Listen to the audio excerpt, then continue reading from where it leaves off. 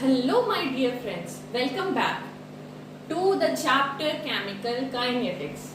I know जो videos है वो काफी लंबे हो रहे हैं, but today I promise you कि मैं ये चैप्टर को आज आप लोगों के लिए कंप्लीट करने वाली हूँ. So this will be the last video for you guys. So चलिए जल्दी से स्टार्ट करते हैं बिना टाइम वेस्ट किए. The topic molecularity of reaction. So what is the molecularity of reaction. एक सेंटेंस में लिख रही हूं, वो आप लोग भी अपनी कॉपी में नोट कीजिए. That is the number of molecules, the number of molecules या फिर आप एटम्स बोल सकते हो, of reactant that takes part in an elementary reaction या फिर elementary chemical reaction. ठीक है. सो क्या लिखा मैंने लिखा द नंबर ऑफ मॉलिक्यूल्स और atom of reactant that take part in elementary chemical reaction.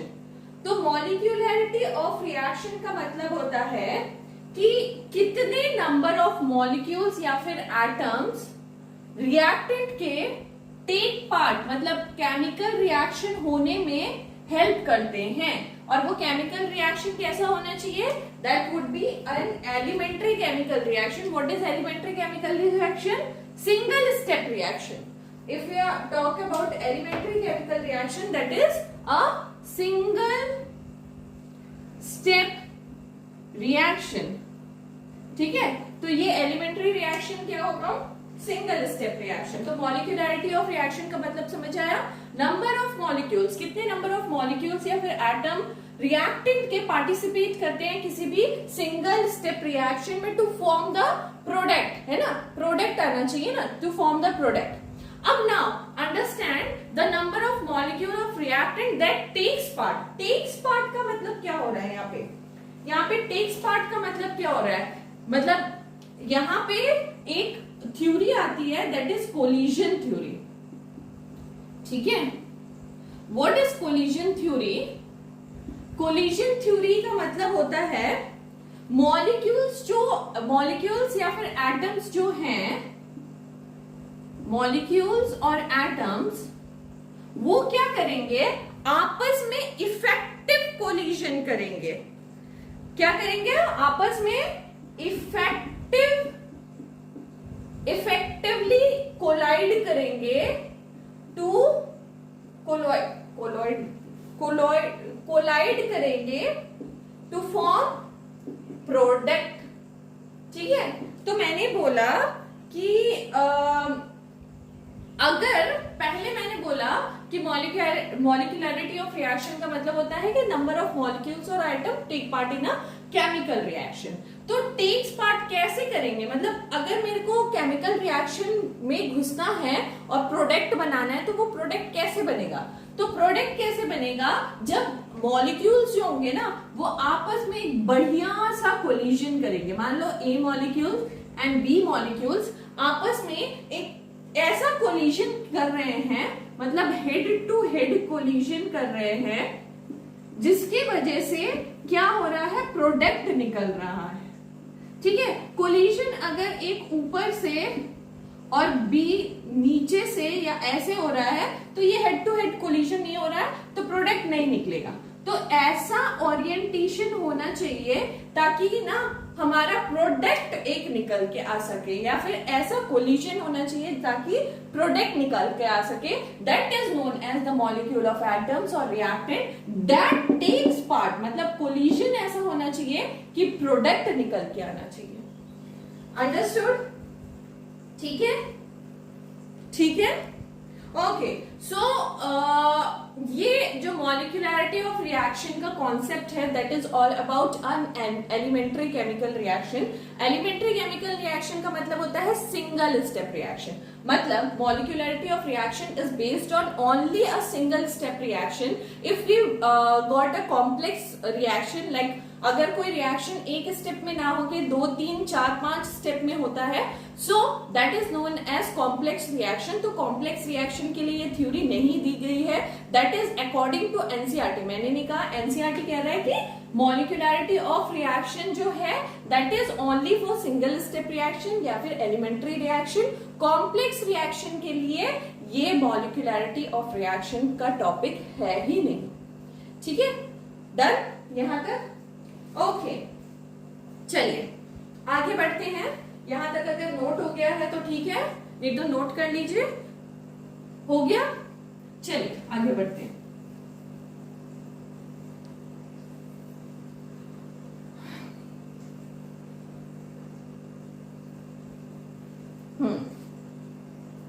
सो सी, अगर एग्जाम्पल नंबर मैं फर्स्ट दे रही हूं, अगर मान लो ए कोलाइड कर रहा है बी से एंड फॉर्म कर रहा है प्रोडक्ट एज अ सी, ठीक है, और मैंने कहा कि ये एलिमेंट्री रिएक्शन है।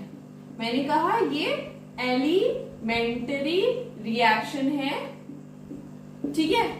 तो एलिमेंट्री रिएक्शन कब हम फाइंड आउट कर पाते हैं? पिछली बातों को याद करो, पिछली बातों को याद करो। कौन रिएक्शन ऑर्डर ऑफ रिएक्शन को फाइंड आउट करता है, या सिंगल स्टेप रिएक्शन है वो कौन फाइंड आउट करता है? ROR. And ROR is depend upon experimentally. वो कहीं ऐसे हम आइडेंटिफाई करके रिएक्शन को देख के नहीं बता सकते, वो निकलता है एक्सपेरिमेंटली, है ना। सो अगर मैं यहाँ पे रेट लिखूं तो रेट लिख सकती हूँ k का पावर a का कंसंट्रेशन स्टोइचियोमेट्रिक कोएफिशिएंट ऐसे दे सकती हूँ, ठीक है ना।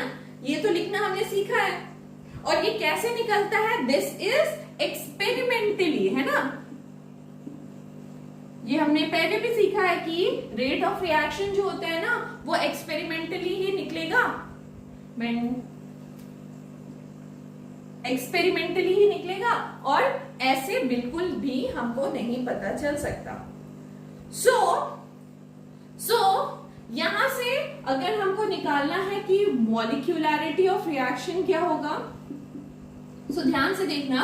मॉलिक्यूलरिटी का मतलब होता है नंबर ऑफ मॉलिक्यूल, कितने नंबर ऑफ मॉलिक्यूल पार्टिसिपेट किए रिएक्शन में टू फॉर्म द प्रोडक्ट। तो यहाँ पे 2 मॉलिक्यूल पार्टिसिपेट किए, so we can say that molecularity is 2, है ना। 2 मॉलिक्यूल पार्टिसिपेट किए and the resultant product is C, so molecularity of reaction is 2। अगर हम यहाँ पे देखना गौर से, अगर मुझे ऑर्डर ऑफ रिएक्शन निकालना है तो ऑर्डर ऑफ रिएक्शन क्या हुआ? 1 + 1 दैट इज अगेन 2, ठीक है। तो ये जो है molecularity is equal to order of reaction, ये हमेशा जरूरी नहीं होगा, बट कोइंसाइड कर गया है। कभी कभी ऐसे दिखता है कि मॉलिक्यूलरिटी और ऑर्डर ऑफ रिएक्शन दोनों इक्वल है, बट ऐसा कुछ जरूरी नहीं है। डन? क्लियर? चलिए एग्जाम्पल नंबर और देखते हैं, सेकेंड, ठीक है। सेकेंड एग्जाम्पल है NH4 NO2 gives out N2 + 2H2O, और मैंने कहा ये एलिमेंट्री रिएक्शन है, ठीक है। आप बोलोगे कैसे? तो मैंने बोला कि इसका रेट जो होता है ना that is K NH4 NO2 का पावर 1 है ना, पावर 1 है। ये कैसे फाइंड आउट किया आपने? तो एक्सपेरिमेंटली, है ना। ये सब जो है वो एक्सपेरिमेंटली ही फाइंड आउट हो सकता है कि ये एलिमेंट्री रिएक्शन है कि नहीं है। सो एक्सपेरिमेंटली हमने फाइंड आउट करके देखा तो ये हमको ऐसा ही दिखा। मैंने क्या मतलब यहाँ का स्टोइचियोमेट्रिक कोएफिशिएंट उठा के नहीं बैठा दिया है, ये एक्सपेरिमेंटली मैंने देखा कि अगर इसका कोएफिशिएंट 1 रहता है तो रेट ऑफ रिएक्शन भी एक टाइम ही बढ़ता है। तो इस तरह से एक्सपेरिमेंटली प्रूवन है, ठीक है। अगर अब इस रिएक्शन के लिए अगर हम पूछते हैं कि व्हाट इज द मॉलिक्यूलैरिटी, तो आप क्या बोलोगे, कितने मॉलिक्यूल्स रिएक्टेंट के इंक्लूड हुए in the reaction to form product? एक molecule, so molecularity is 1। If we talk about order of reaction, so order of reaction again 1। तो ये मतलब पॉसिबिलिटीज है कि मॉलिक्यूलैरिटी और ऑर्डर ऑफ रिएक्शन इक्वल आए, बट जरूरी नहीं है, बार बार बोल रही हूं, जरूरी नहीं है। ठीक है, ओके, डन। ओके, नेक्स्ट एक और एग्जांपल देते हैं।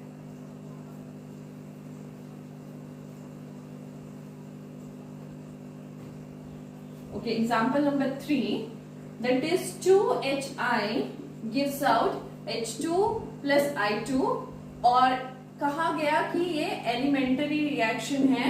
कैसे फाइंड आउट हुआ? एक्सपेरिमेंटली। तो रेट हम लिख सकते हैं KHI का power 2, and this is decided experimentally कि ये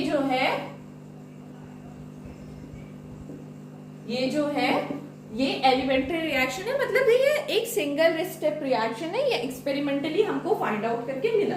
सो ROR, if we talk about ROR, तो ROR हम ऐसे लिख सकते हैं। सो अगर मैं बोलूं मॉलिक्यूलैरिटी क्या होगा, तो 2 मॉलिक्यूल्स ऑफ HI ना react to form the product, तो 2 is the molecularity. If we talk about order of reaction, order क्या दिख रहा है? 2, again coincide कर रहा है, मतलब दोनों इक्वल आ रहा है, ऐसा, ठीक है, अगेन दोनों इक्वल आ रहा है। तो इस तरह के अगर मॉलिक्यूलैरिटी 2 दिखता है तो वी कॉल इट एज बाइमॉलिक्यूलर। अगर किसी रिएक्शन के साथ आपका मॉलिक्यूलैरिटी 3 आता है तो आप लिखोगे टरमॉलिक्यूलर। ठीक है, किसी रिएक्शन के साथ अगर मॉलिक्यूलैरिटी 3 आता है तो you can write टरमॉलिक्यूलर। Done,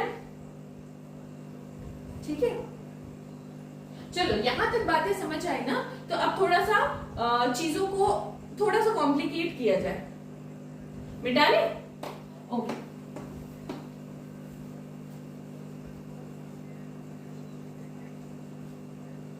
okay, so the example is like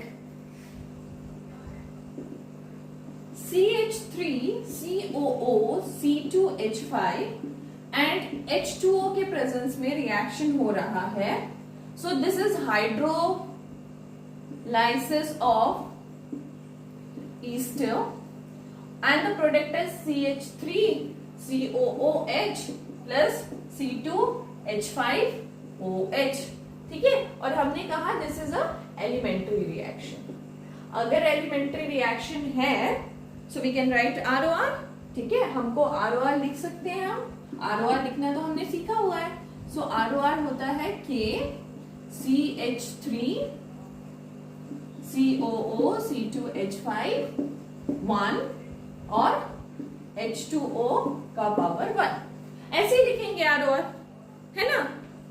सो ध्यान से देखना, इस रिएक्शन में क्या हो रहा है ना, water is act as a constant. आप पूछोगे वाटर कांस्टेंट की तरह क्यों एक्ट कर रहा है?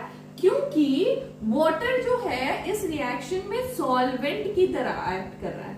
ठीक है, अब water, if water is a solvent, हम वाटर को सॉल्वेंट क्यों बना रहे हैं? एक बार सोचो, वाटर को क्यों सॉल्वेंट बना रहे हैं? क्योंकि हमारे पास वाटर बहुत ज्यादा है, इजीली अवेलेबल है ना? सो वाटर के मॉलिक्यूल्स हमारे पास इतने सारे हैं ना कि उसको सॉल्वेंट बना देते हैं। ठीक है, तो यहाँ पे बोला गया है कि अगर हम एक मॉलिक्यूल वाटर का CH3COO C2H5 का लेते हैं, तो वाटर का मॉलिक्यूल तो हमारे पास बहुत सारा है ना, हम एक मॉलिक्यूल तो नहीं डालेंगे एज अ सॉल्वेंट। अगर इफ यू आर ट्रीटिंग तो एक ड्रॉप भी डालेंगे तो उसमें कम से कम 1000 मॉलिक्यूल्स होंगे। ठीक है, बट रिएक्शन किसके साथ होना है? रिएक्शन एक मॉलिक्यूल इसका और एक मॉलिक्यूल ही वाटर के साथ रिएक्शन होना है। है ना।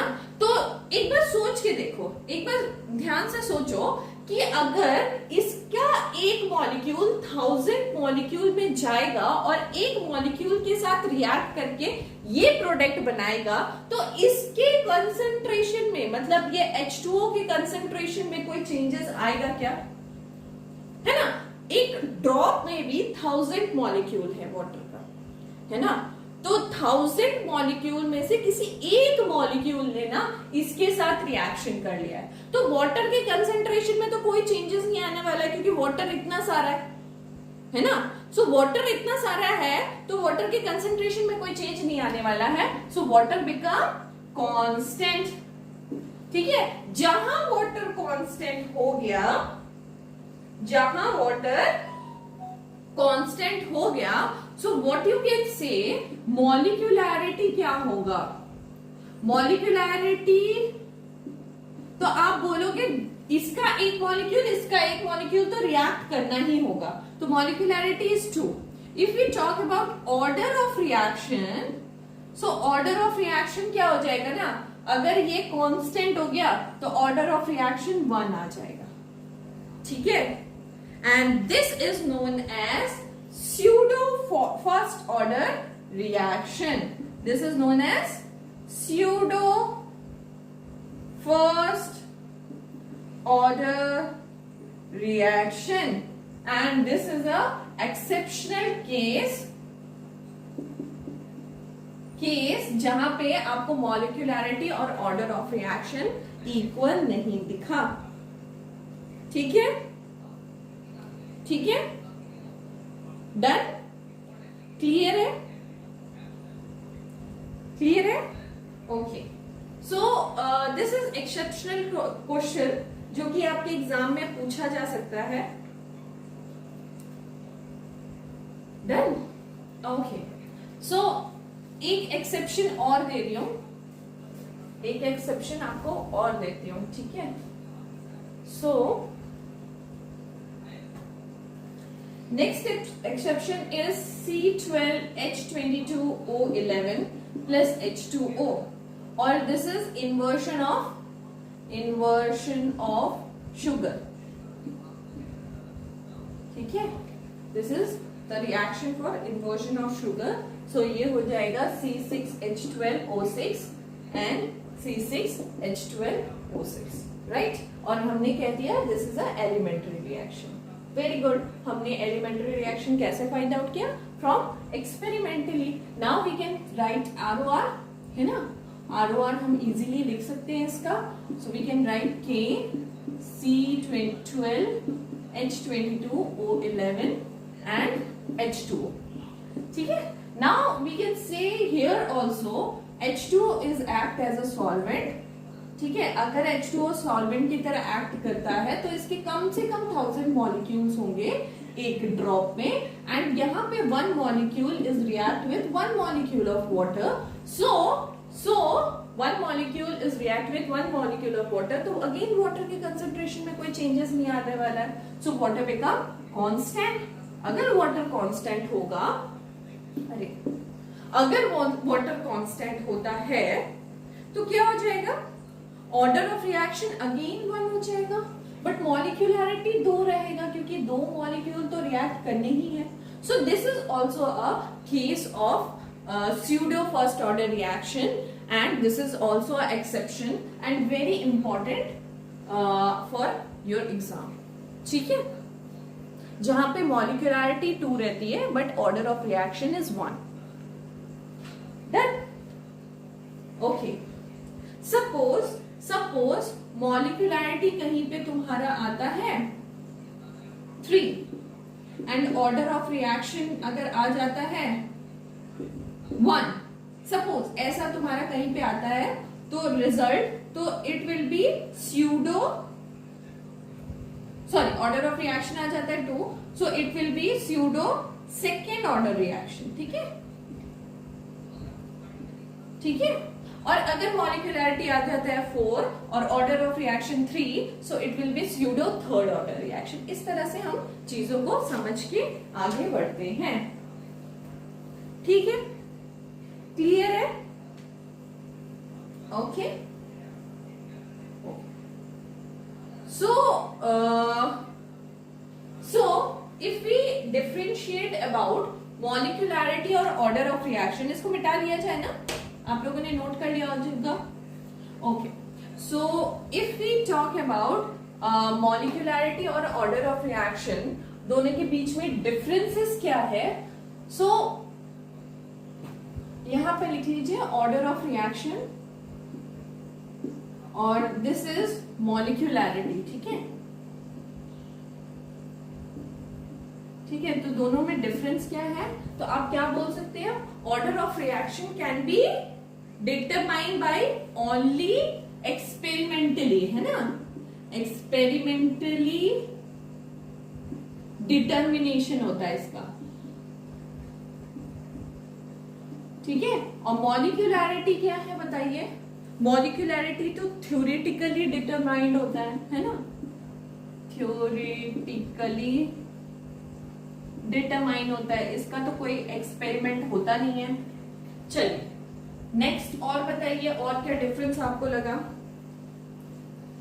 और क्या डिफरेंस लगा कि ये it can be done for complex reaction. Complex reaction के लिए भी ये कर सकते हैं, but molecularity is for elementary reaction only, है ना. सिर्फ और सिर्फ एलिमेंटरी रिएक्शन के लिए हम कर सकते हैं. और क्या डिफरेंस लगा? और क्या डिफरेंस लगा? ऑर्डर ऑफ रिएक्शन जो होगा ना, यहां पे ऑर्डर ऑफ रिएक्शन जो होता था that can be positive, negative, zero और फ्रैक्शनल, कुछ भी आ सकता है ना. और यहां पे अगर we talk about molecularity, so molecularity can not be fractional. Fractional नहीं हो सकता है और हमेशा ज्यादातर पॉजिटिव ही इंटीजर आता है. ठीक है, ठीक है. एंड ऑर्डर ऑफ रिएक्शन जो होता है ना can be greater than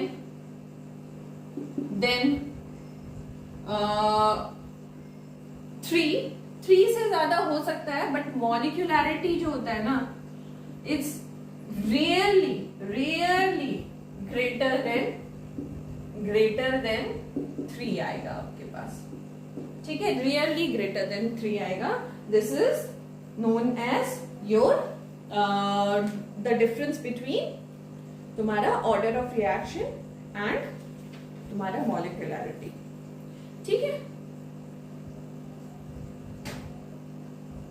done. यहां तक आगे बढ़ी, नोट कर लो, देन वी मूव फर्दर. चलिए आगे बढ़ते हैं. so, मैं इसको रब कर लेती हूं and we will move further.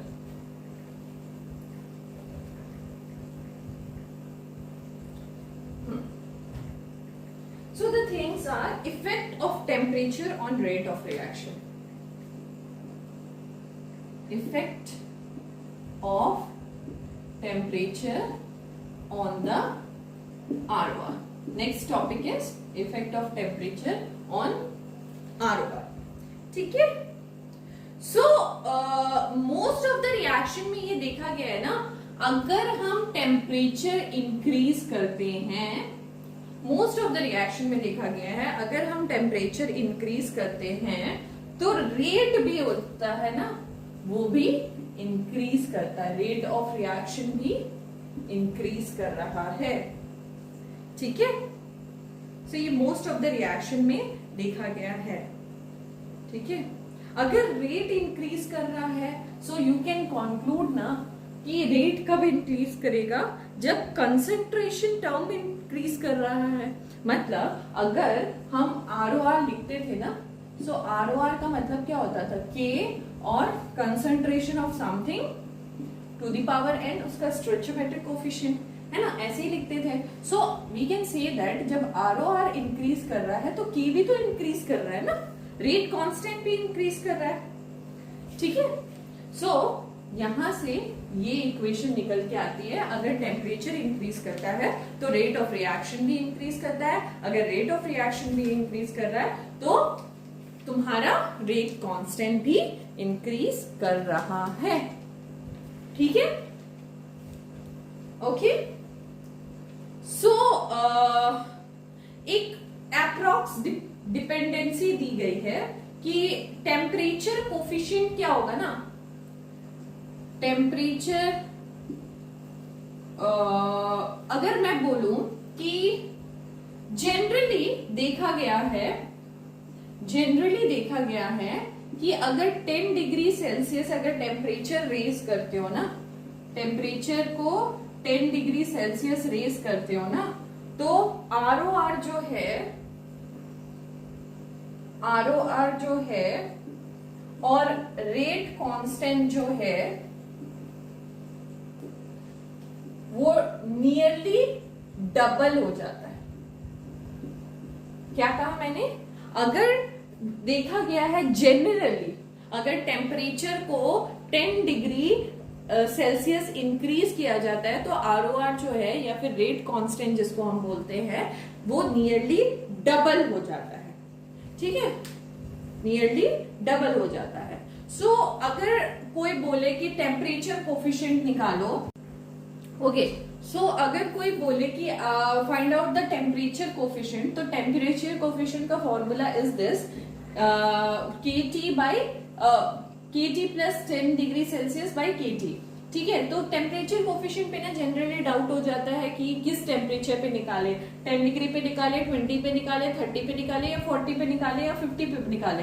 तो एक जनरल नहीं दे दिया जाता, टर्म्स दे दिया जाता है, एक निकालो ना 25 डिग्री पे और दूसरा ऊपर वाला 25 plus 10 degree that is 35 degree पे निकाल लो। So this is the general thing जो कि टेम्परेचर कोफिशिएंट निकालने का तरीका है। चलो इस पे एक क्वेश्चन कर लेते हैं। ठीक है, मिटा ले। Okay,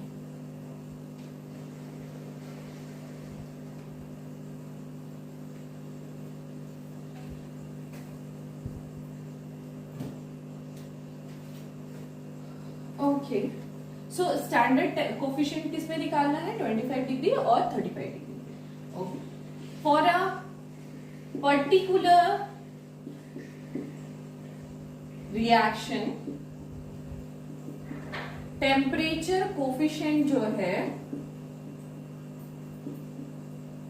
is 2। ठीक है, if rate of reaction at 20 degree Celsius is x, find rate at 80 degree Celsius. ठीक है, तो क्वेश्चन में क्या पूछ रहा है कि फॉर अ पर्टिकुलर रिएक्शन अगर टेम्परेचर कोफिशिएंट 2 है तो if the rate of reaction at 20 degree Celsius is x, so 80 degree पे क्या होगा? ठीक है, सो आपको कैसे करना है पता है? टेम्परेचर आपको दिया हुआ है एंड आपको रेट ऑफ रिएक्शन दिया हुआ है और बोला गया अगर 20 डिग्री होता है ना तो x रहेगा रेट ऑफ रिएक्शन और टेम्परेचर कोफिशिएंट डबल हो रहा है ना, 2 हो रहा है, डबल हो रहा है। अगर 30 डिग्री होगा तो इसका डबल हो जाएगा यानी कि 2x हो जाएगा रेट ऑफ रिएक्शन। अगर 40 डिग्री होगा तो इसका डबल हो जाएगा, 4x हो जाएगा रेट ऑफ रिएक्शन। अगर 50 डिग्री होगा तो 16x। ठीक है, 60 डिग्री होगा तो आप बताइए कितना होना चाहिए? 4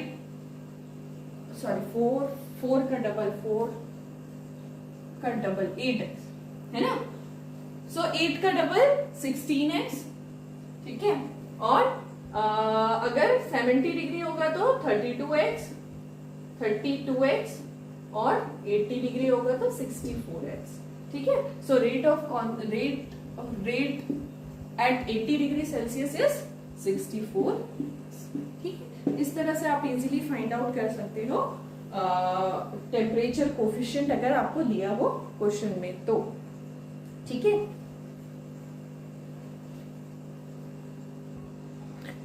ओके, सो यहां तक डन अगर हो गया है so we can move for Arrhenius equation and this is the last topic of this chapter. And very important topic because questions ना यहीं से आते हैं. Sorry. So,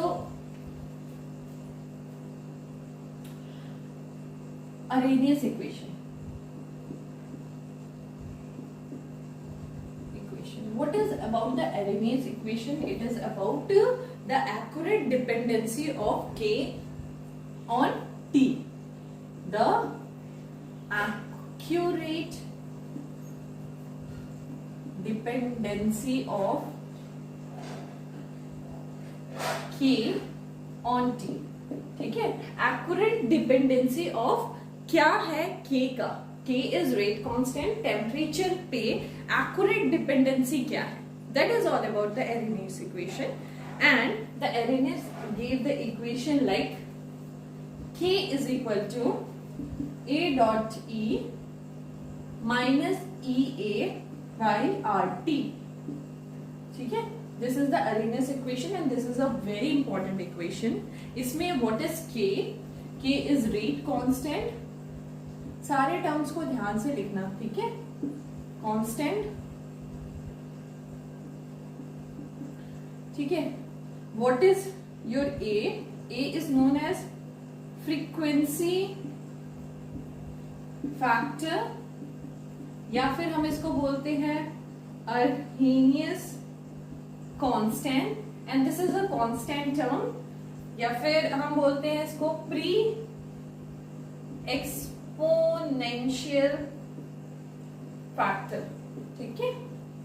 and this is a constant term and what is E?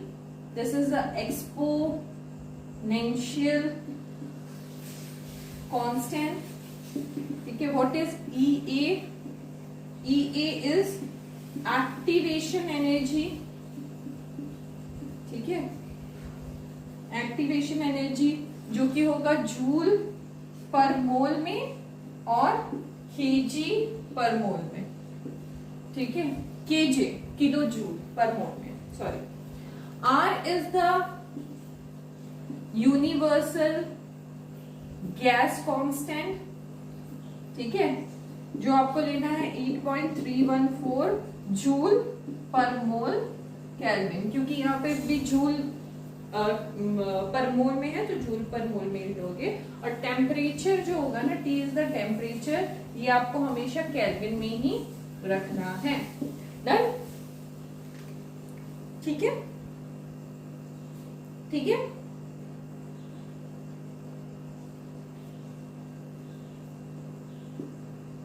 ठीक है. यहां तक बातें क्लियर है. इसको नोट कर लीजिए. This is a very important thing. हो गया. ठीक है. तो यहां पे भी बात आती है वही कोलिजन थ्योरी की कि जितना अच्छा कोलिजन होगा ना उतना ही तुम्हारा सारी चीजें इंपॉर्टेंट होंगी for in the point of view of your product कैसे निकलना है वो डिसाइडेड होगी. सो यहां पे भी आ जाता है कोलिजन थ्योरी. एक थ्योरी है कोलिजन थ्योरी जो मैंने आपको इस वीडियो में पहले भी बता चुका है. Collision theory. ठीक है. कोलिजन थ्योरी मतलब मैंने क्या बताया था कि हेड टू हेड कोलिजन होना चाहिए. है ना. हेड टू हेड कोलिजन होगा तभी तुम्हारा प्रोडक्ट निकल के आएगा. अदरवाइज अगर उल्टा फुल्टा कोलिजन हो रहा है तो प्रोडक्ट नहीं निकल के आ पाएगा. So we can say that not all the collision between reactant molecules are effective to give product. है ना. सारे के सारे collision तो इतना effective नहीं होते हैं to give product. So for effective collision अगर effective collision होना है for effective collision क्या होना चाहिए? ओरिएंटेशन बैरियर है ना. ओरिएंटेशन बैरियर है इसमें. ओरिएंटेशन बैरियर मतलब हेड टू हेड कोलिजन होना चाहिए. है ना. दूसरा थिंग है कि एनर्जी बैरियर है. एक एनर्जी बैरियर है. Like if we draw a graph. अगर यहां पे मैंने लिखा रिएक्टेंट और यहां पे मैंने लिखा एनर्जी. ठीक है. अब रिएक्टेंट के पास ना ऐसा होता है कि कुछ एनर्जी तो पहले से होती है, अब जब उसमें इफेक्टिव कोलिजन हो जाता है तो उसको और एक एनर्जी मिल जाती है, एक्स्ट्रा एनर्जी मिल जाती है, जिसकी वजह से वो प्रोडक्ट बना देता है ना। सो रिएक्टेंट के पास एनर्जी पहले से है, हेड टू हेड कोलिजन हुआ and we have to we can say that कि प्रोडक्ट निकल के आ गया, है ना। वी कैन से दैट कि प्रोडक्ट निकल के आ गया। सो रिएक्टेंट के पास जो एनर्जी होती है दैट इज ER, ठीक है, और उसको और एक्स्ट्रा एनर्जी जो चाहिए होती है उसको हम बोल देते हैं ET, ठीक है। और प्रोडक्ट के पास जो निकल के आती है एनर्जी दैट इज EP, ठीक है। सो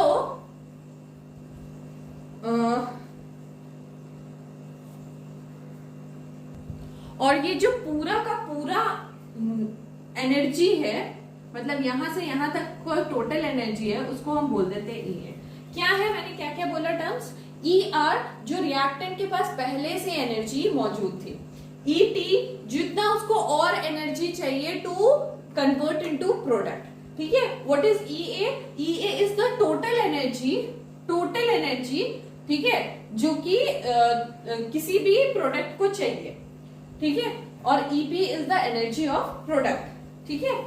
सो इफ वी टॉक अबाउट कि EA क्या होगा, सो EA क्या होना चाहिए, ER ET तो पहले से मतलब ET तो मुझे एनर्जी चाहिए माइनस ER, है ना।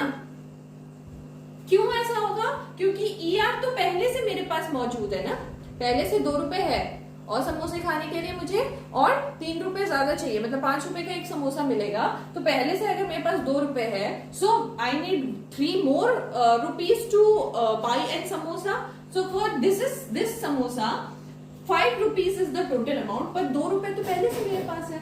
सो EA is equal to ET minus ER, ठीक है।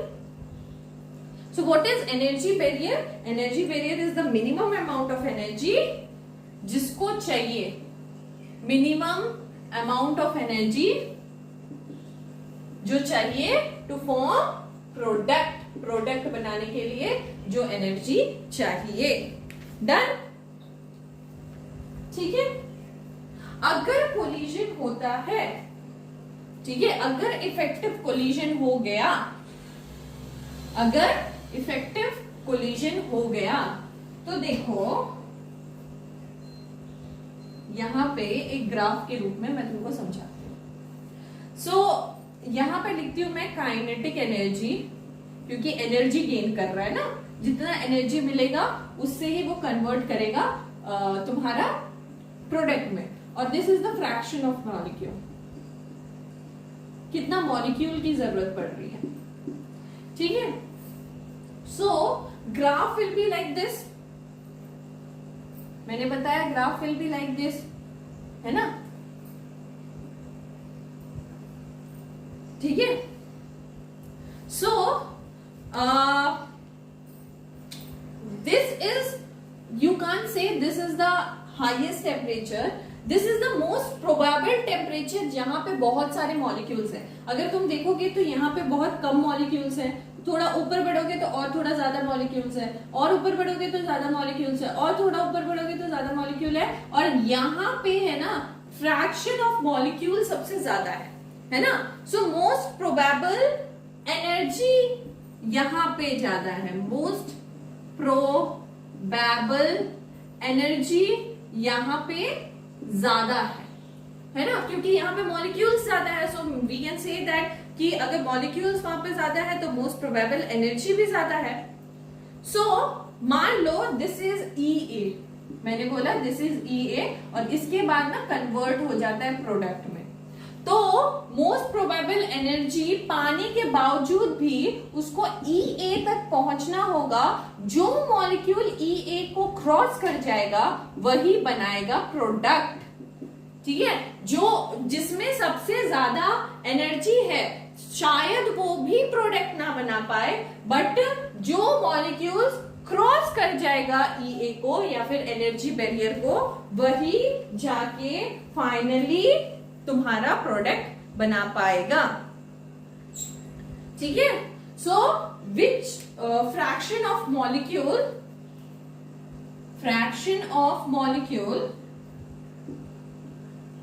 which क्रॉस एनर्जी बैरियर वही जाके प्रोडक्ट बना पाएगा.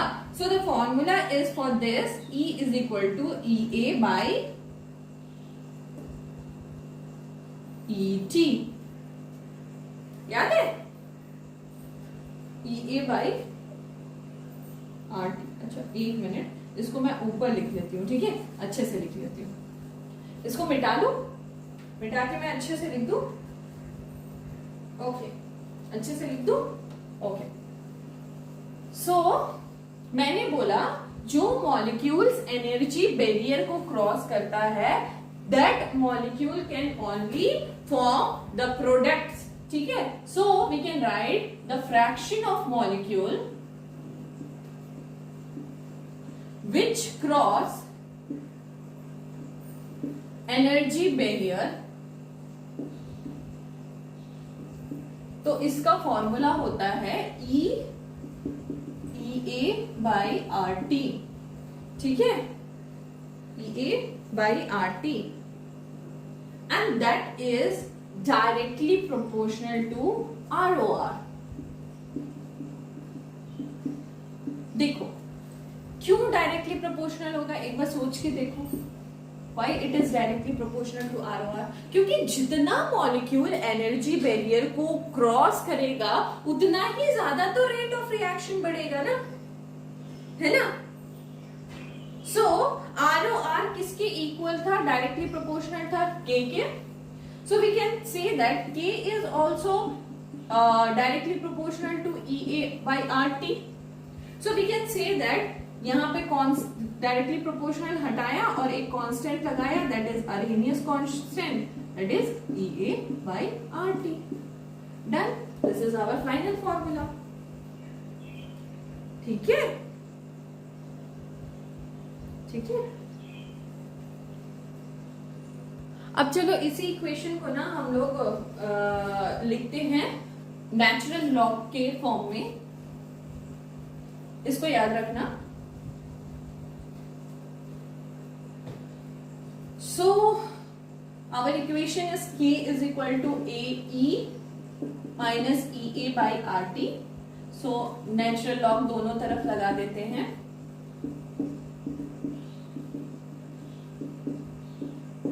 ठीक है, दोनों तरफ मैंने नेचुरल लॉग लगा दिया. So यहां से क्या निकल के आएगा, so इसको कैसे लिख सकते हैं, this is ln K ln A plus log natural log यहाँ पे EA बाई RT ऐसे लिख सकते हैं. ठीक है, सो अगर the formula is ln K is equal to log E base K. ठीक है, दिस इज द फॉर्मूला. तो we can write this like ln A plus, वहां पे कैसे लिख सकते हैं बताइए, log E बेस लगा दे तो यहां पे क्या आ जाएगा, minus EA by RT log E base E. ऐसे लिख सकते हैं इसको, है ना. Okay, so this is also a natural log. This is also a natural log. So we can write log EA minus EA by RT. ठीक है, this comes to this क्योंकि log E to the power E base E is 1. ठीक है, सो हम ऐसे लिख सकते हैं इसको, कोई दिक्कत नहीं, कोई दिक्कत यहां तक. सो नोट कर लीजिए यहां तक. Now I am going to convert log E base को हम log बेस 10 में कन्वर्ट करने वाले हैं. सो log E बेस को अगर मैं log 10 में कन्वर्ट करूंगी, so I can add 2.303 log EK, है ना। मल्टीप्लाई करनी पड़ेगी चीजों को, चलो मल्टीप्लाई कर लेते हैं। 2.303 log K base 10, that is 2.303 log A minus EA by RT। ठीक है, ऐसे लिख सकते हैं, ठीक है। एंड नाउ 2.303 कॉमन चला गया और कॉमन करके हम वहां पे लेके चले जाते हैं, ठीक है। 2.3, अच्छा यहां से भी हटा के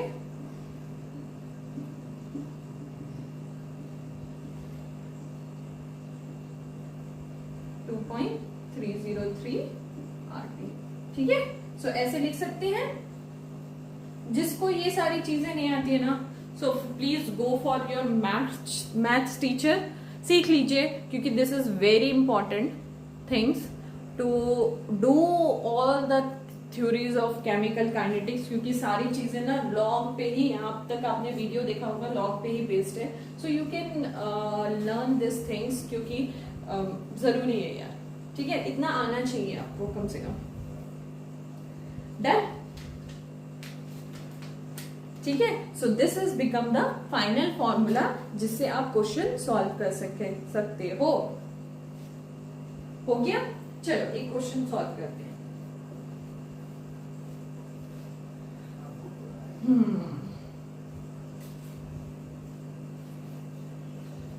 okay, so the question is, अगर तुमको ग्राफ ऐसे दे दिया है, ठीक है, और यहां पे बोल दिया दिस इज 60 डिग्री और 1/t is this is log 10k, find the value of EA, ठीक है। EA का वैल्यू निकालिए। तो आप क्या करोगे, डायरेक्ट फॉर्मूला लगाओगे? नो यार, डायरेक्ट फॉर्मूला नहीं लगाना है इस पे, because if you want to find EA तो यू कैन फाइंड स्लोप ना। अगर मेरा इक्वेशन क्या था, इक्वेशन था like log base 10 k is equal to log 10 a plus नहीं sorry minus EA by 2.303 RT, है ना।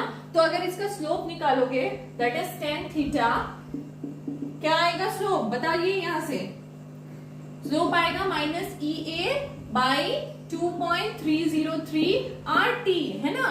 स्लोप आपका ये आएगा। सो इसके फॉर्मूले से आप नहीं निकाल सकते क्या? निकाल सकते हो ना।